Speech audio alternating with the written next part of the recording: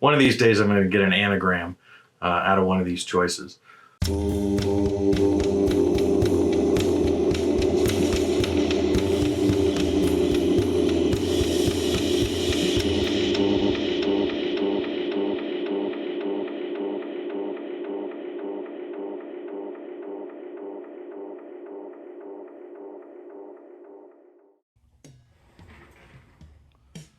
Hello, VC. Plastic Eric here, Plastic Soundwave Cult, here for another edition of Collection Connection, the game that's just an excuse to talk about cats? No. The game that's just an excuse to talk about music. I'm going to try a couple of little things different this year. Took care of some family business that I had to take care of. And my brother was out here, so we didn't have a chance to do it. So we're getting back to the grind and starting again. But before I start, I want to do a big thank you and a big shout out to Vance. His channel, Zeppaerl. Means a lot to get a shout out from somebody. I like his channel too. I know getting a shout out from my channel is not that much to really get a shout out from. It's more like a squeak out. Thank you, Vance. I enjoy seeing you on the live streams. I've definitely found a few new channels to check out, and you brought a couple of subs in, so thanks a lot, Zeppaerl. Thanks a lot, Vance. And now on to the show. So,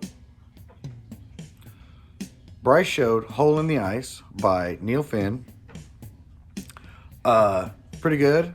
I got to listen to it a couple times because it wasn't a very long one. It's really an EP based on a single, really. And so on there, it's got about 3 different versions. I think a video version of Hole in the Ice. It's got the single version on the second CD. And on the first CD, the first song is Hole in the Ice, but it's live in Auckland. And I was looking at that and noticed that, doing a little research there, that Phil Selway was the drummer for that particular recording. Phil Selway is the drummer for Radiohead. And I know I've shown this before, and I could swear that I've talked about it on Collection Connection before, but I looked at the list and it still wasn't on there, and I went through all the videos and it wasn't on there. I was surprised, so I must have talked about this in a few other videos. But The King of Limbs, Radiohead, this is my favorite album from them, for lots of reasons, nostalgic reasons. It's just, I think it's one of their works that I was more in tune with when they did it.